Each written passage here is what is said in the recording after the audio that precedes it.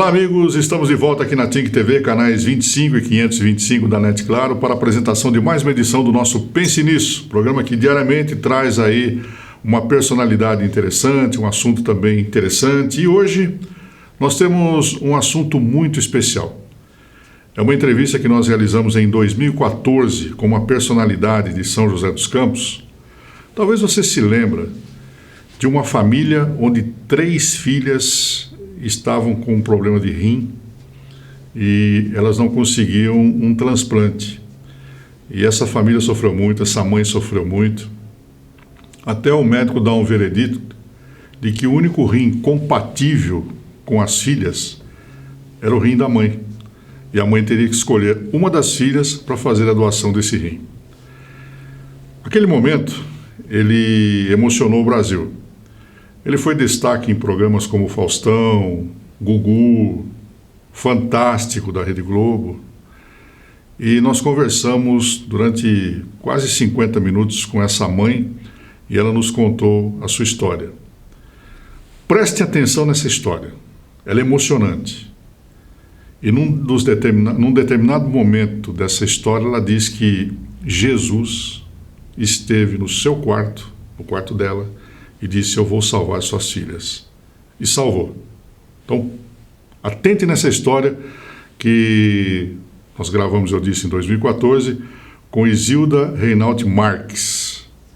Ela que, após ter salvo as suas filhas, como ela diz, graças a Jesus, ela criou uma ONG chamada Doe Vida, que hoje trabalha na busca de órgãos no mundo todo.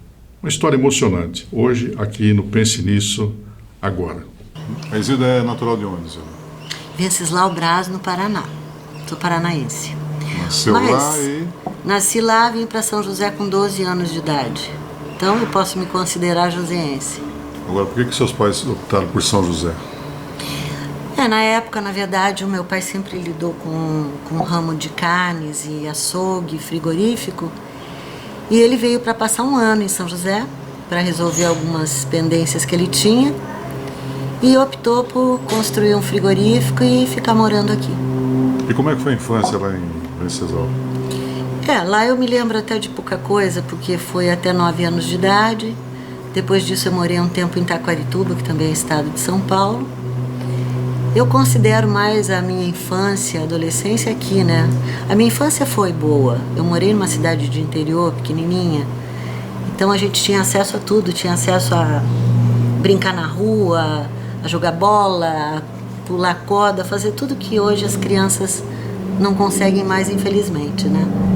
Mas a continuidade aqui foi excelente também. Muitos amigos. E como é que foi a chegada aqui em São José dos Campos? Foi muito receptiva. Eu morei na rua José Leite da Silva, lá no centro, perto da Vila Maria, isso, Bela Vista. Então era uma rua que todos se conheciam. Eu tinha muitos amigos naquela época. Alguns amigos daquela época? Alguns amigos daquela época. Soninha Carvalho, Sandra Botura, o pessoal do... Como é que é o nome do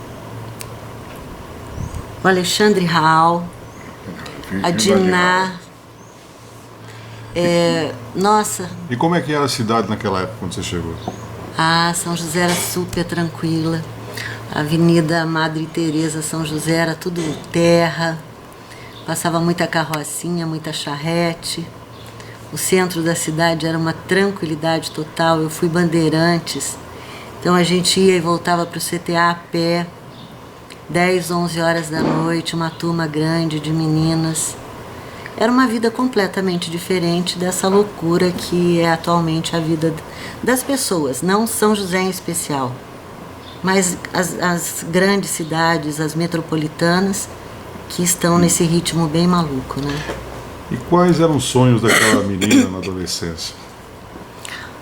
Eu tinha grandes sonhos. Eu sonhava muito em ser aeromoça. E sempre tive muita vontade de ser assistente social. Eu acho que eu nasci com assistência social nata no meu coração. Porque isso sempre foi uma coisa que eu me dei muito bem. Eu fiz grandes campanhas Nós mandamos muita coisa naquela época da Guatemala, que tinha terremotos horríveis. E São José, naquela época, ainda era pequeno, mas São José ainda a gente conhecia todo mundo. Então consegui corpo de bombeiro, consegui mobilizar CTA, aviões, uma série de coisas que nós arrecadamos, muita coisa que a Cruz Vermelha levou. Então esse sempre foi um trabalho que eu gostei muito de fazer. Mas o sonho de menina era aeromoça, passou. Esse sonho passou. Eu acho que era aquela coisa do ideal da criança, né? Quando via aqueles aviões, aquela coisa toda. Você estudou onde? Eu estudei no Instituto São José, que era o Colégio das Irmãs, ali no centro, onde depois foi o Sinésio Martins, e depois eu fui para o Olavo Bilac. Seu primeiro emprego aqui qual foi? Frigorífico. Trabalhou lá há quanto tempo? Frigorífico eu fiquei 9 anos. Como é que eram as baladas naquele tempo em São José? Ah, era Na muito sua adolescência, gostoso. Era muito gostoso. Na adolescência em si, eram os bailinhos de final de tarde. Rapaz, Né, era que não comigo. existia- Eu peguei ela, tinha 14 anos. Não existia... bom, até existia programas à noite, mas o meu pai sempre foi muito rígido, então eu não tinha a menor possibilidade de fazer qualquer programa desse tipo. Mas existiam os bailinhos caseiros, os aniversários todos fazia-se bailinhos em casa. Depois de um certo tempo, aí sim, aí eu comecei a frequentar alguns bailes no tênis clube, o Margaridas Bar, que era um lugar que São José inteiro da nossa época se lembra, um lugar gostoso, mas eu sempre fui muito policiada pelo meu pai. Agora, o João Otávio entrou na sua vida quando? Quando, E eu tinha, como? quando eu tinha 14 anos. Eu Ela era, mexendo o saco assim do como eu já falei, eu era bandeirante, né? E nós fomos numa turma, depois de uma reunião no CTA, assistir um filme no cinema do CTA. Só que as meninas, as bandeirantes, elas iam mais para bagunçar, porque era filme policial, coisa assim, ninguém via. E as cadeiras do CTA naquela época, a gente empurrava a fileira inteira ia para frente, porque não tinha nada preso no chão. Então nós fomos para lá para poder brincar com o pessoal que estava na frente. E por conta do acaso, ou da mão de Deus, ele estava sentado exatamente na minha Você frente. empurrou a cadeira dele. Eu e Empurrei a cadeira Luiz dele. Augusto? Não, baiano no cabelo de pai. Aí eu sei que aí ele virou para trás, ainda falou algumas coisas que não deveria ter falado, na época galinhada, né? Vocês vieram aqui para fazer bagunça e tal. E quando nós saímos do cinema, já tinha acabado os ônibus, porque o último ônibus era 10 horas da noite, para a cidade. Então a gente vinha naquela marcha, a turma toda a pé. De repente para um carro do lado, o amigo dele, o baiano, vira e fala: "Ah, vocês querem carona?" Aí uma amiga minha que estava junto, ela falou: "Mas a gente vai para a cidade, vocês moram aqui no CTA." "Não, mas a gente leva vocês para a cidade." "Põe um pouquinho de suco para mim, bem, por favor." "Não, chá." Aí eu falei: "Bom, é ótimo, né? Porque nós estamos em 4, mas como é que entra 4 num Fusca?" "Ah, vocês 4 sentam atrás." Sentamos, eles levaram a gente, cada uma até sua casa e tal. No dia seguinte, uma amiga minha me ligou e falou: "Olha, sabe aquele cara que estava no carro com um baiano, assim, assim?" Eu falei: "Sei." Ele quer saber seu nome, seu telefone, quer saber se pode te procurar." Até ele sabia que você tinha empurrado ele na cadeira ou não? Sabia? Ele sabia. É. Ele me viu porque acendeu a luz do cinema, tudo, e aí foi ele que pediu pro baiano que desse carona. Não teve coragem porque já tinha te xingado lá atrás. Pois é, mas aí ele pediu para me dar carona. Na verdade não era nem para as meninas, ele queria que eu estivesse no carro. E aí nós trocamos telefone. Depois disso a gente começou a conversar algumas vezes e veio o namoro. E ele te enrolou quanto tempo? Não me enrolou não, porque eu casei cedo demais até. Eu deveria ter esperado mais, eu deveria ter deixado ele me enrolar mais tempo. Eu casei com 18 anos, a gente foi namoro e noivado em 4 anos. Espivetado, terrível. Saía com aquela turma do CTA, aprontava horrores. Mas não mudou nada, então. Não mudou nada, nada. 65 anos e continua o mesmo. Bom, então eram dois jovens que se casaram, certo?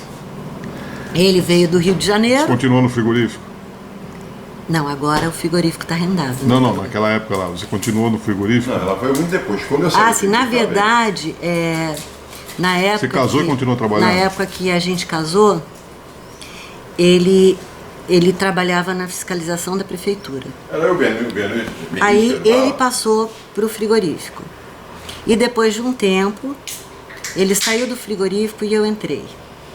Um tempo não, 18 Então, anos. nessa primeira fase da nossa vida de casados, foi mesmo aquela coisa de... Eu fiz curso de decoração e fiz um tempo até um trabalho na Henri Matarazzo, que tinha aqui em São José, na Nelson Dávila.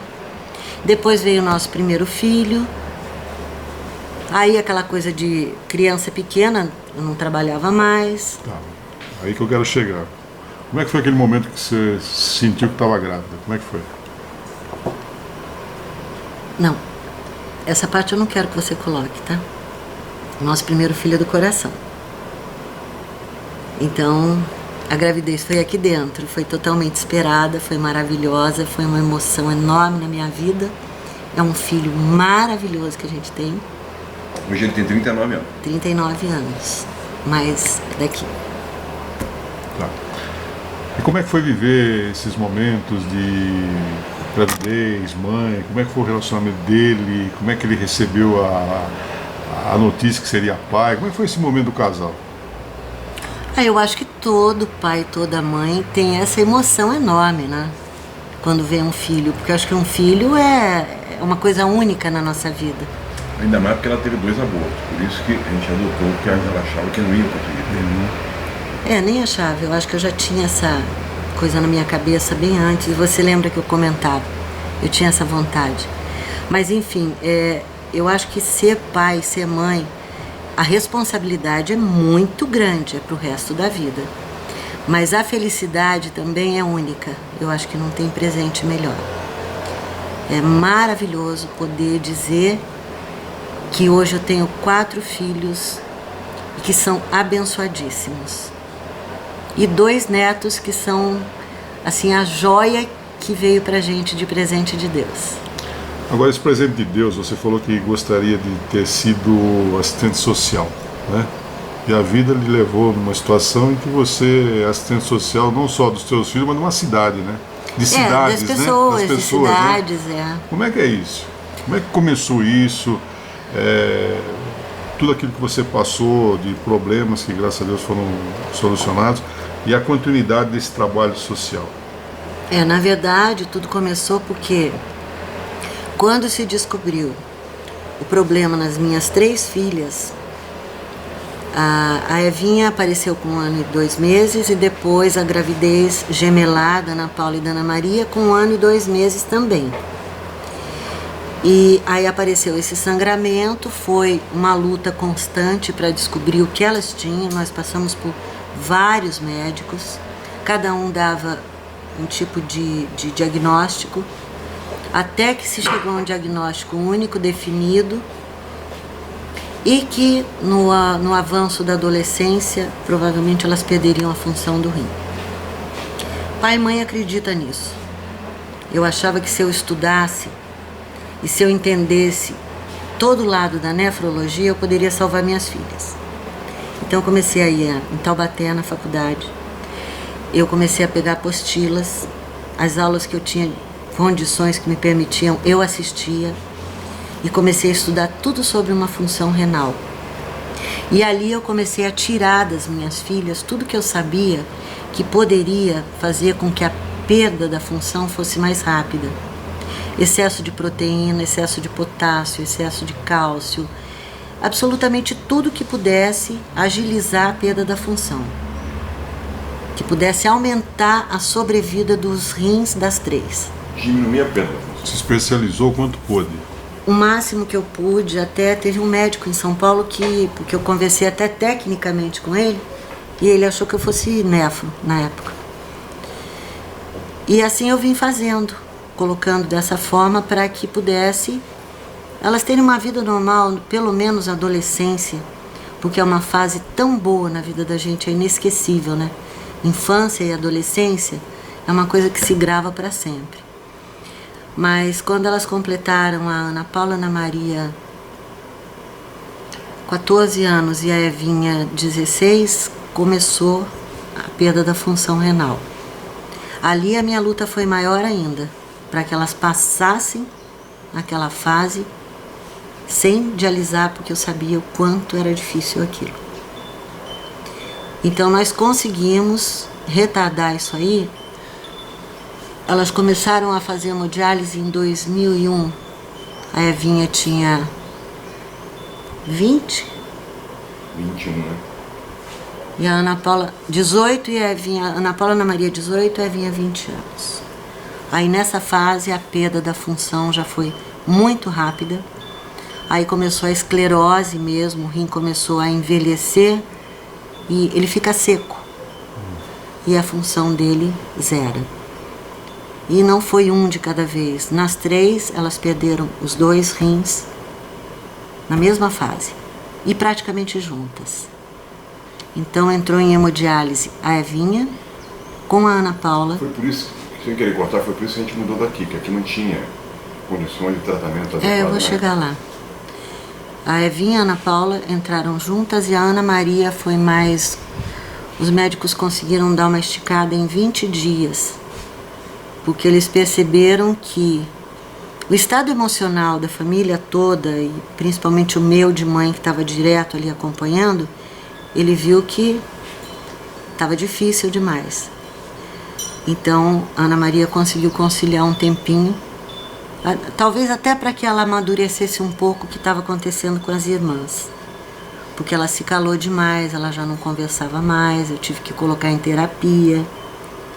E exatamente nessa época que eu comecei a perceber que a perda renal foi se agravando aqui em São José, só tinha hemodiálise em um único hospital, que eu acho que é melhor não citar nome, com aquela máquina antiga, que era uma máquina com água fervendo. E aquela máquina, ela levava muitos pacientes a óbito nas sessões de hemodiálise, porque entrava muito ar, muita bolha de ar. E tinha que ter alguém ali o tempo todo de olho, e não tinha enfermeiros suficientes para todos os pacientes. Aí eu fui me informando e vi que Campinas já tinha todas as máquinas que eram as mais modernas, a hemodiálise de primeira linha, e foi aí que a gente tomou a decisão de ir para lá, para que elas tivessem o melhor tratamento possível. Mas foi uma fase muito difícil. Teve algum momento que você, como você mesmo disse, que está tudo perdido, não? Nunca. Em nenhum momento, por mais que eu estivesse triste, chorando, eu chorava muito embaixo do chuveiro. Eu me lembro, me emociona. Eu via minhas filhas às vezes bebendo água do chuveiro por causa da sede que elas sentiam e não podiam beber água. Bebendo água quando escovava o dente. Eu tinha que dar pedrinha de gelo. Aquilo me arrasava profundamente, mas uma certeza eu tive desde o primeiro momento, que elas iriam passar por tudo isso, que seria uma missão e que nós venceríamos. Isso eu não tinha dúvida. E quando foi o momento, Isilda, que você viu essa luz? Na verdade, eu tive um sonho, que eu não sei dizer até hoje se foi um sonho, ou se realmente alguma coisa me aconteceu de... Eu não vou dizer sobrenatural, porque é um termo assim mais assustador, mas eu vi no pé da minha cama a imagem, a figura de Jesus Cristo, com uma túnica branca e um manto vermelho. E olha, me arrepia inteira, a vida inteira vai ser assim, eu tenho essa emoção. E eu fiquei toda paralisada, eu queria me mexer, eu queria falar, eu queria mexer com ele, acordar, e eu não conseguia me mover. E ele me dizia, suas 3 meninas vão ficar curadas, não se desespere, no mesmo ano as 3 vão conseguir a cura. É o ano de 2005, isso foi em 2003. vai ser o ano de 2005, o ano da vitória. Mas você vai ter uma missão junto com elas para o resto da vida de vocês, que vai ser ajudar as pessoas. Ponto. Ajudar as pessoas não foi definido o que era. Isso foi uma coisa fortíssima, eu conto para muito pouca gente, porque eu acho até que é complicado demais algumas pessoas entenderem. Eu contei para ele pela manhã, contei para as meninas e comecei a pensar o que eu deveria fazer e de onde eu deveria ter um ponto de partida, que seria essa ajuda. Porque isso foi bem no começo de 2003. Aí estourou o caso delas na mídia, porque não tinha doador. Eu saí da Câmara, ainda, quando o Johnny saiu de presidente, eu voltei para Campinas. Aí eu tive um infarto. Infartei, porque a situação toda, eu infartei. Não, aí elas faziam hemodiálise e eu ia para Paulínia cuidar de você na UTI e voltava a buscar as meninas na hemodiálise. Logo depois, aí veio... Aí você fala da mídia, né? Aí foi aquela história, porque não tinha doador para as 3. Fizeram um teste em nós 2, na família não tinha. O sobrinho dele foi compatível, mas não podia doar porque tinha uma perda de sangue na urina. Ele, na época, tinha uma perda de sangue, perda de proteína na urina, não podia doar. E a única doadora era eu. E aí começou aquela coisa da pressão médica para que eu escolhesse uma delas. E nesse meio da história, eu conversei com elas e falei, a gente vai fundar, me veio isso na cabeça. A gente vai fundar uma associação e a gente vai começar, porque quando elas começaram na hemodiálise, eu comecei a perceber o sofrimento das pessoas que não tinham nada, absolutamente nada, nem a comida na mesa. Pessoas paupérrimas, que às vezes iam num frio enorme dialisar de sandalinha havaiana e uma blusinha assim, e lá pegava o cobertor da hemodiálise. Ali eu falei, caramba, eu tô com muito e não tô vendo nada. Porque minhas filhas são 3, mas chegam em casa, elas têm a comida adequada, o tratamento adequado, a cama boa, o cobertor bom. E eles não estão tendo nada. Tinha gente que não tinha cama, que morava em terra, em casa com o chão batido, de terra. E aí eu comecei a visitar essas famílias. Elas dialisavam segunda, quarta e sexta. Às terças e quintas eu comecei a buscar esse caminho. Então eu vi coisas que eu falei, nossa, eu sou muito abençoada. A minha família é muito abençoada. Porque tinha famílias assim, a mãe estava na hemodiálise, com 2 filhos na hemodiálise. O marido tinha abandonado. A maioria das mulheres eram abandonadas pelos maridos quando elas entravam em hemodiálise. E a maioria das mulheres acompanhavam os maridos na hemodiálise. E a grande maioria acompanhando os filhos. E às vezes dialisando junto. Então era um clima, aquilo se tornou uma grande família. Eu fiz amizade com todos, absolutamente todos, principalmente os que eram do turno delas. Ali tinha aquele que contava piada o dia todo, o tempo todo, fazia todo mundo rir, o Everton. Um menino extremamente sofrido que foi abandonado pelo pai. A mãe era diabética, não podia doar o rim, ele não tem irmãos, ele não tinha ninguém para doar.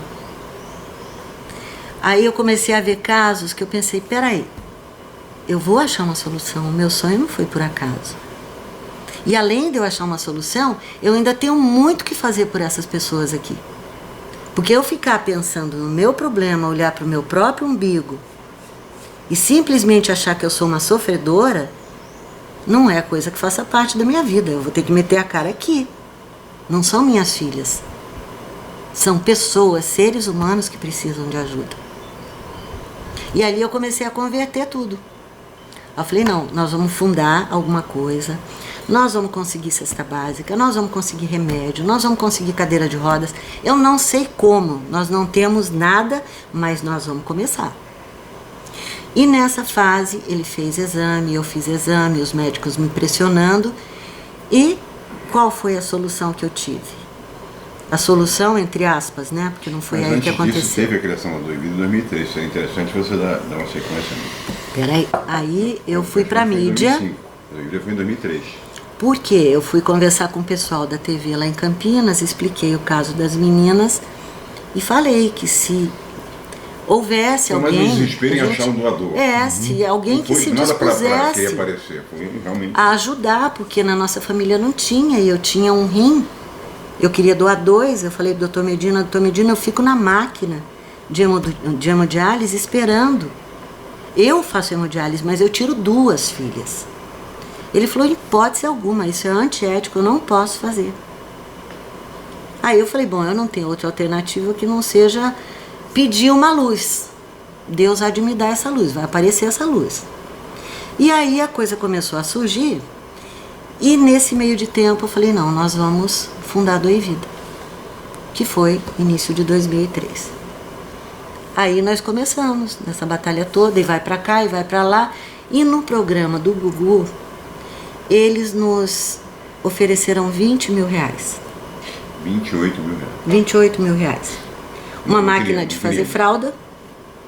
A gente queria mais em...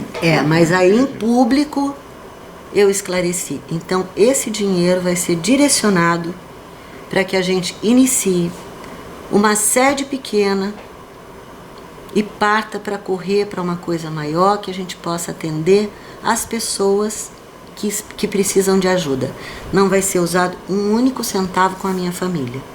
Vai ser usado absolutamente tudo para se criar essa associação e a gente dar início a esse trabalho. E aquilo realmente aconteceu. Dali nós começamos com cestas básicas, aí ligavam, olha, tem um paciente diabético que está fazendo hemodiálise e ele teve que fazer como é que fala? Quando amputar a perna por causa do diabetes, e agora não tem cadeira de rodas e não tem não sei o quê. Então aquela luta, sabe? A cadeira de rodas para cá, cadeira de banho para o outro. Aquele que a gente visitava direto no hospital lá, foram tantos pacientes que a gente ia direto lá, levava alimento. O Paulão.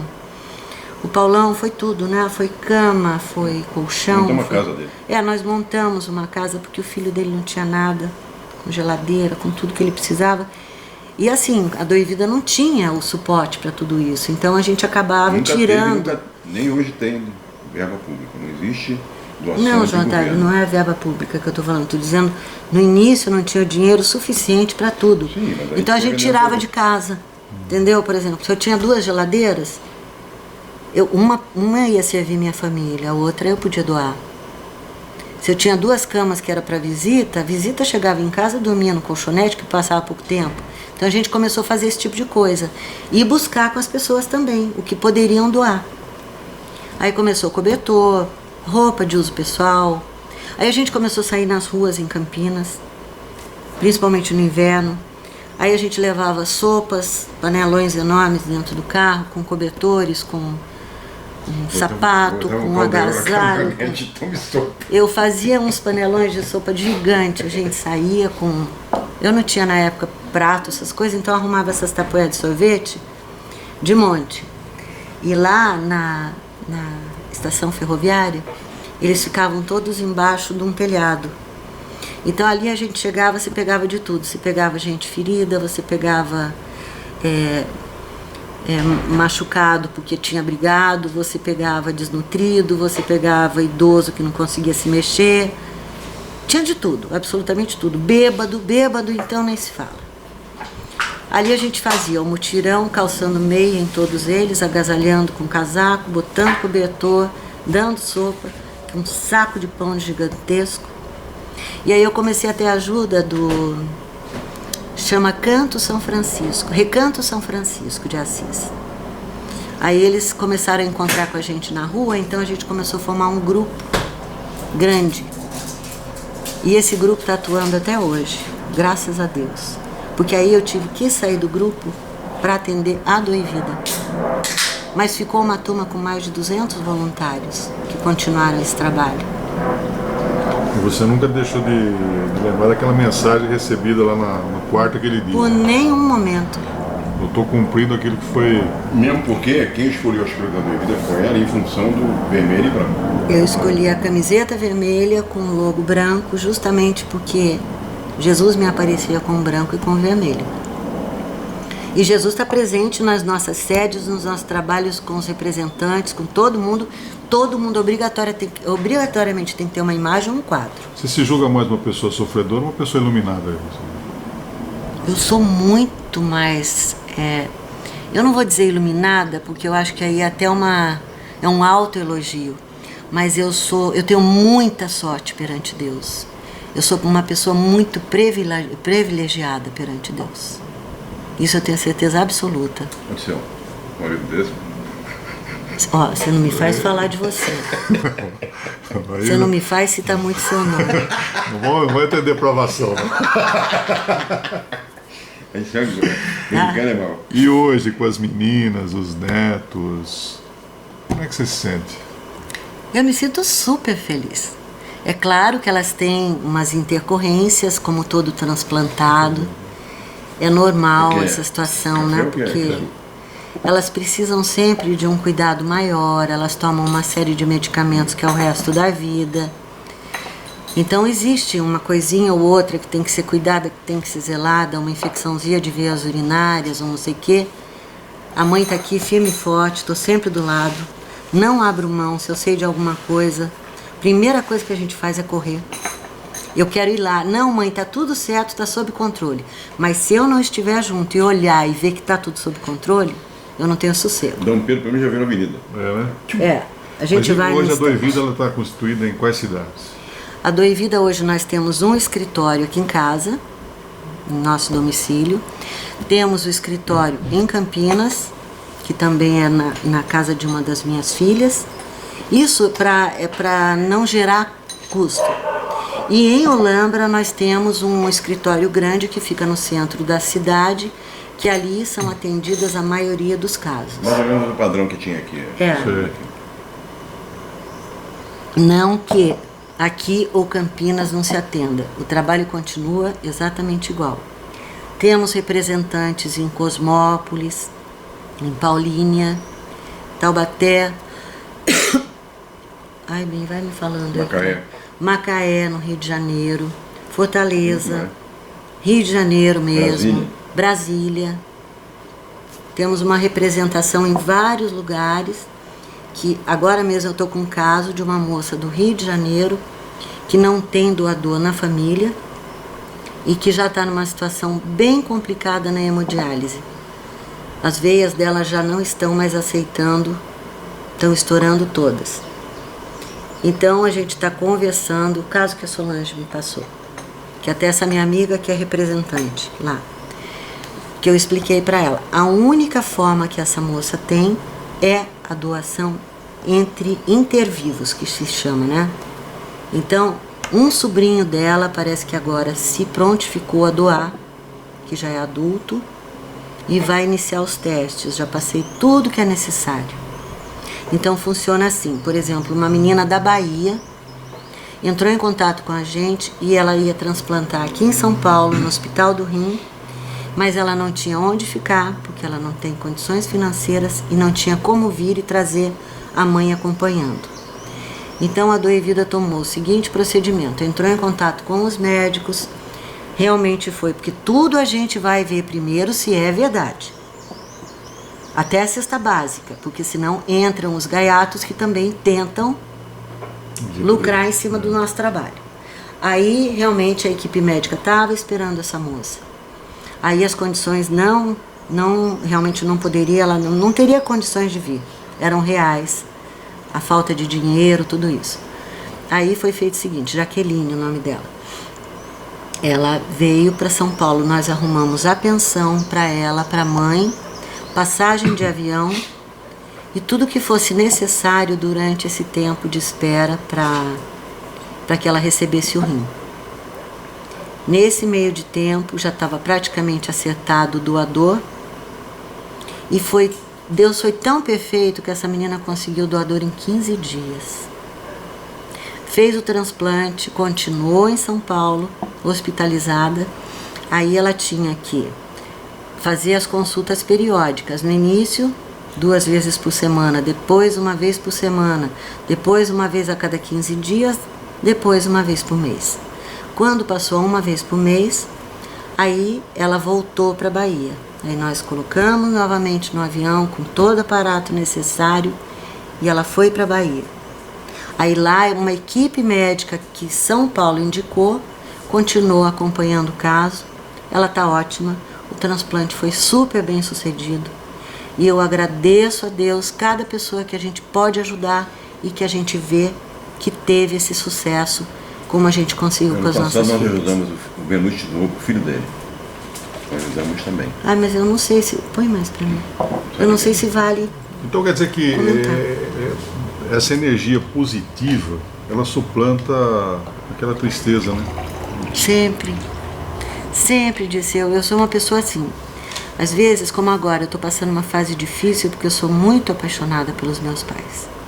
Então está muito difícil. Eu sei que eles estão idosos, eu sei que eles estão muito doentinhos, mas o meu amor por eles é incondicional.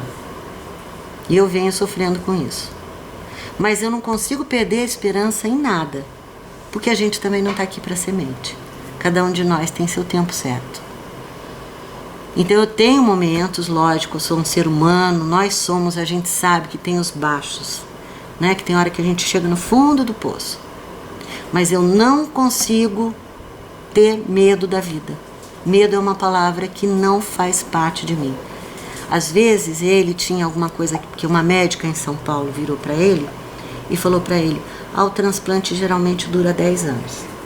Não foi bem assim, eu já não ia com a cara dela. Ela era assistente do Dr. Medina. O Dr. Medina é diretor médico do Vida, há 11 anos. Né? Nosso amigo que fez muita coisa pelas meninas e por nós, e pela Doivila também. Mas essa mulher, ela tinha ciúme das meninas, por causa da mídia. Por causa da mídia, que foi na mídia. Coitada, infeliz, sabe?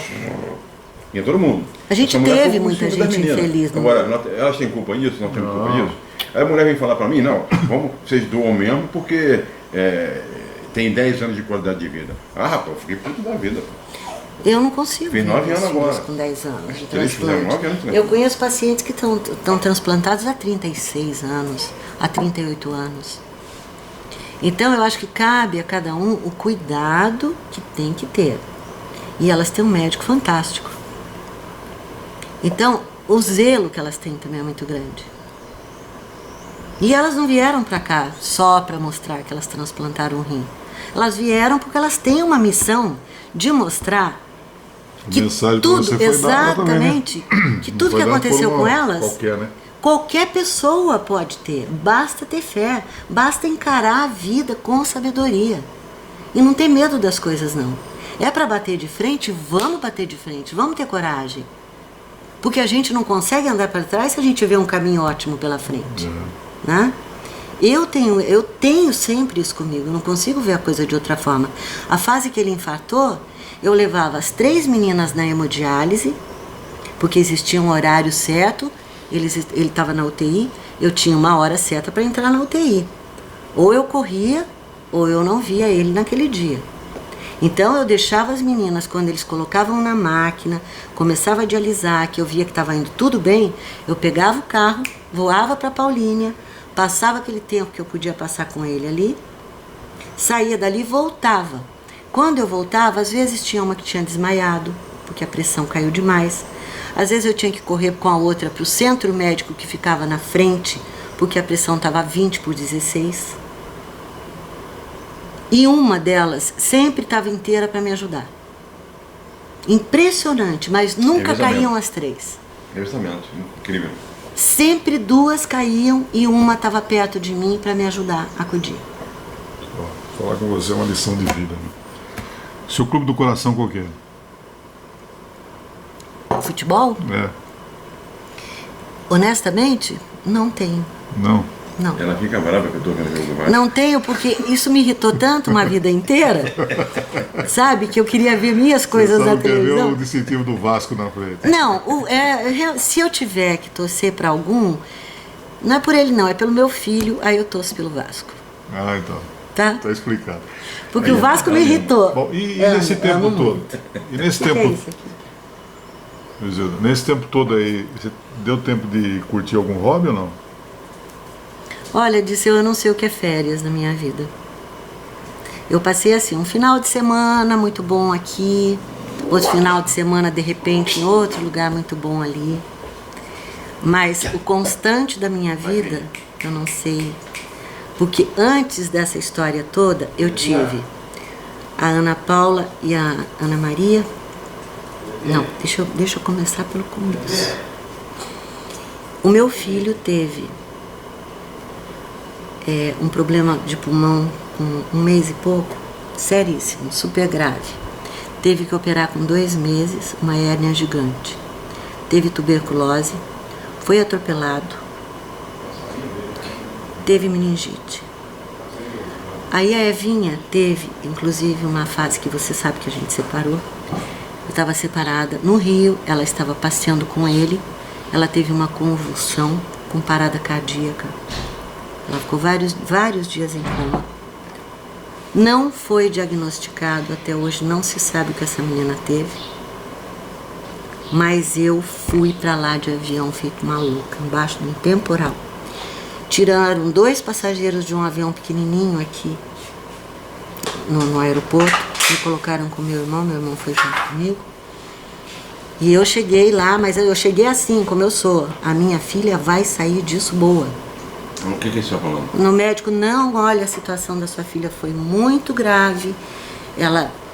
Se ela voltar, ela pode ficar paralítica, ela pode ficar cega, ela pode ficar sofrendo de jeito nenhum. Minha filha nasceu perfeita, ela vai sair perfeita desse hospital. Com quantos anos ela tinha? Evinha tinha 7 anos. 7 anos. Mas quem me ajudou bastante também, que eu estava com ela e com meu filho lá no Rio, minha prima do lado. Aí aconteceu o seguinte, eu não sei até onde as coisas vão nesse universo que daqui para lá tem muito mistério. Eu estava na lanchonete do hospital enquanto ela estava fazendo uma angiografia no cérebro. A Clínica Bambina, no Rio de Janeiro, Botafogo. E eu fui tomar um café. E eu estava assim, parada no balcão. De repente eu olho do meu lado, tem um homem adoçando o café dele com a colherzinha. E a colher dele torceu. Metal, assim. Torceu. Como se você pegasse um pedaço de papel e fizesse isso. Aí eu olhei pra cara dele assim, meio que... Falei...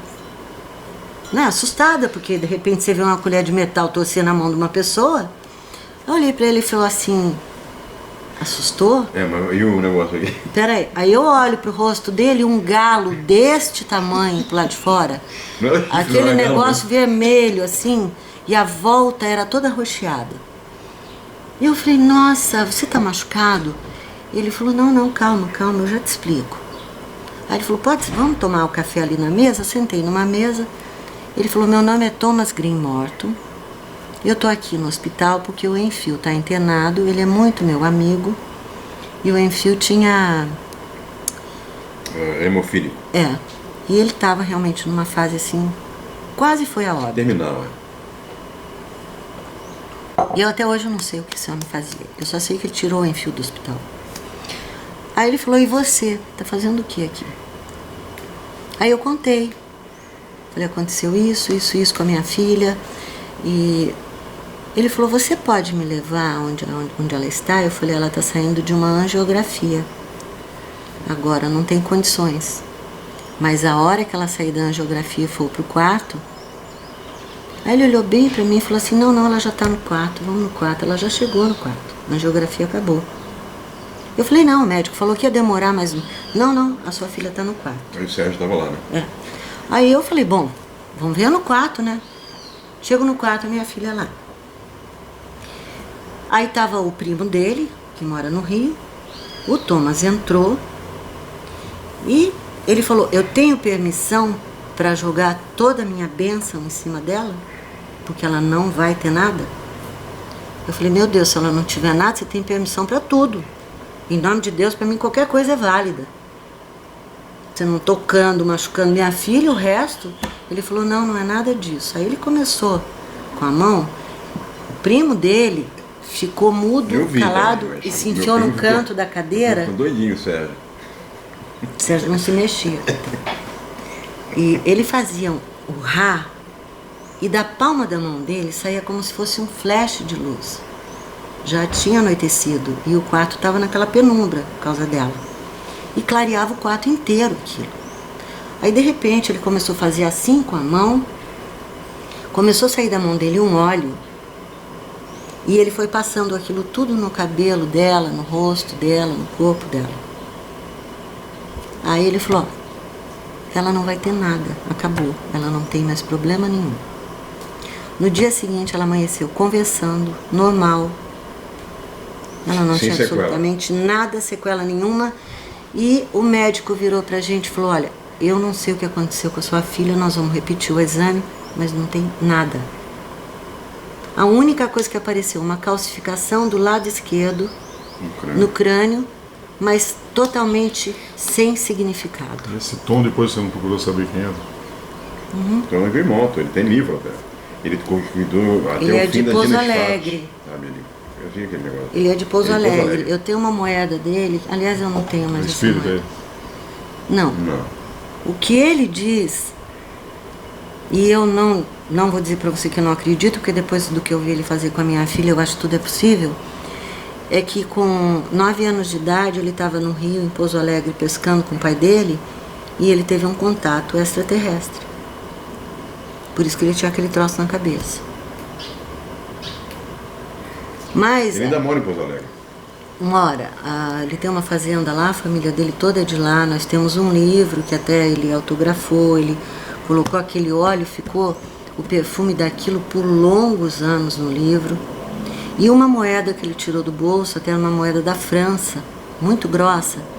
Ele pegou a minha mão, abriu, colocou a moeda, apertou assim, dobrou e falou: todas as vezes que você tiver numa situação difícil, pega essa moeda e faça uma oração e peça a Deus que te dê força.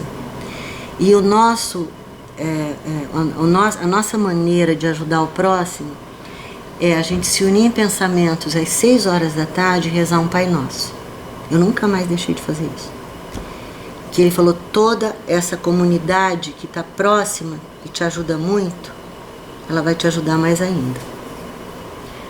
E não esqueci mais das palavras, nunca mais encontrei com ele. Mas ele fez isso e a minha filha saiu de lá 1 semana depois, ela teve alta sem sequela nenhuma. Depois a Ana Paula teve uma meningite bacteriana gravíssima, com 2 anos de idade. Também enfrentei aqui no Prontil, passei a noite do Réveillon, numa escada. O Prontil estava em reforma, não dava para entrar, ela ficou em isolamento. E tinha uma escada de pedreiro grandona que dava exatamente para a janela que ela estava. E quando eu dei de cara com a situação que ela estava amarrada na cama por causa dos fogos. A cabecinha dela toda raspada e cheia de agulhas para o soro. Ali eu não me contive, ali eu entrei no Prontil e falei para os médicos: vocês podem me deixar vestir o que vocês quiserem agora. Eu não vou pegar meningite, mas eu quero ficar do lado da minha filha. Porque vão começar os fogos, ela vai entrar em desespero, amarrada naquela cama. Aí eles me fizeram colocar uma máscara, não sei o que, vestimenta, não sei o que. Essa menina ficou, até os 7 anos de idade, ela não podia ouvir, soltar um foguete. Comigo do lado, ela entrou em pânico. Ela saiu de lá, a mesma coisa. Nelson Costa, pediatra, o neurocirurgião Ferri, ouvi tudo de novo. Ela vai ter sequelas graves, a meningite dela foi muito séria. E o filho não foi do Ronaldo Salgado, foi do irmão dele, teve a meningite junto, na mesma época também estava lá internado, do Salgadinho. O grau da meningite dele tinha sido muito menor que da nossa filha. A nossa foi muito grave. O menino saiu de lá com óculos deste tamanho, aparelho de surdez, dificuldade na fala e dificuldade para pegar objetos. Ana Paula saiu de lá perfeita, porque eu jurava de pé junto na porta daquele hospital que minha filha ia sair de lá do jeito que Deus me deu ela, e não de outra maneira. Que ela nasceu perfeita, que ela ia sair perfeita. Depois disso tudo, a Ana Maria, transplantada, teve uma trombose. Ela teve um tumor aqui no queixo, tinha que retirar aquilo e o negócio não foi bem feito. Tinha que ter tirado uma parte, um ossinho daqui, para colocar aqui, para que ela não ficasse com um queixo defeituoso. O médico não fez da maneira correta, essa menina punha sangue pela boca, coágulos deste tamanho, numa UTI em Campinas. Meia hora depois que ela começou com esses coágulos e com aquilo tudo, veio a trombose. Também desenganaram minha filha, transplantada.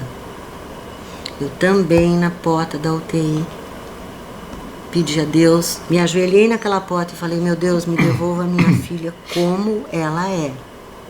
E não deixe que tenha um vestígio no rim transplantado.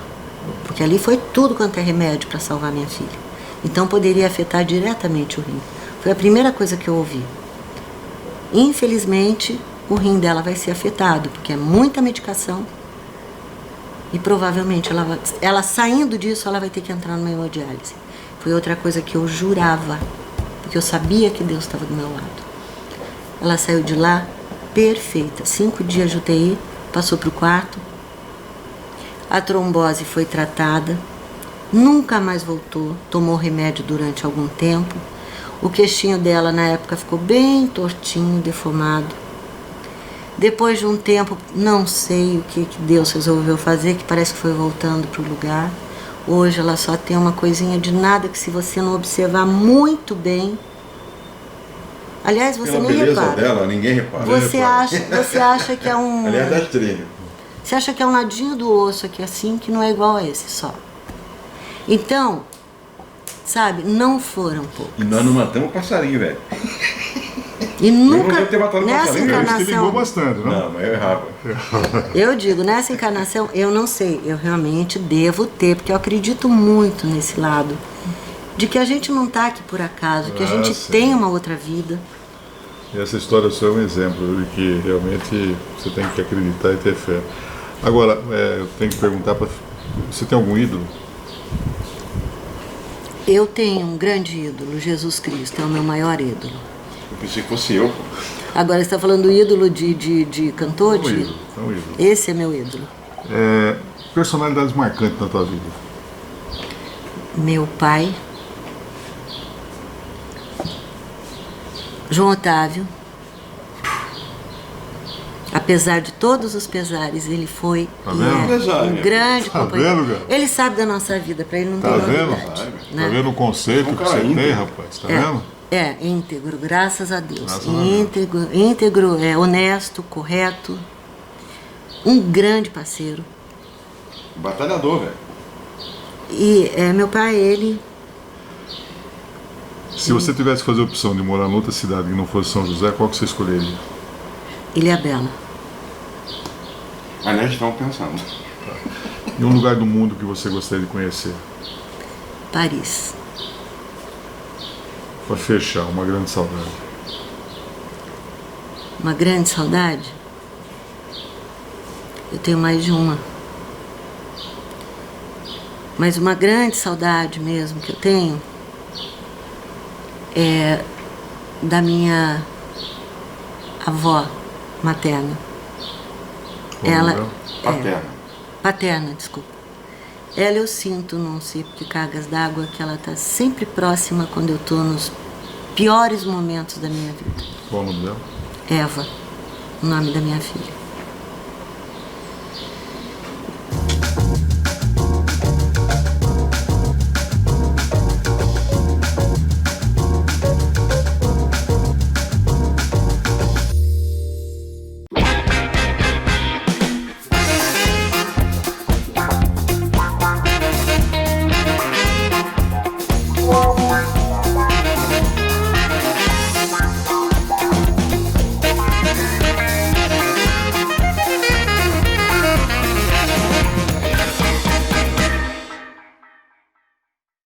Só aqui na Grama Futebol Clube você encontra a maior variedade de gramas sintéticas da região. Temos a grama sintética 12mm tradicionais, coloridas e todas à pronta entrega. Também temos pisos de borracha para sua academia, escola, crossfit e ainda aquele incrível piso de absorção de impacto. E também temos uma manutenção e varredura de primeira qualidade. Pisos, gramas sintéticas, acessórios e muito mais. É só aqui na Grama Futebol Clube. Ah, não esqueça, cobrimos qualquer orçamento. Venha aproveitar!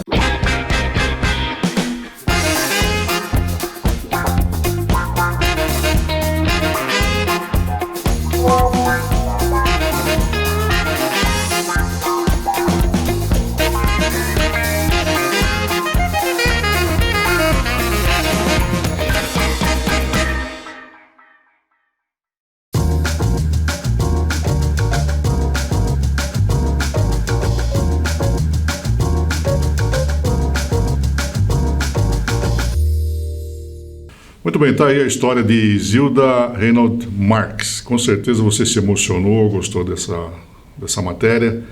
Eu agradeço a sua participação mais uma vez e convido para estar conosco amanhã às 10 da noite em mais uma edição do nosso Pense Nisso aqui na TINC TV. Muito obrigado e até lá.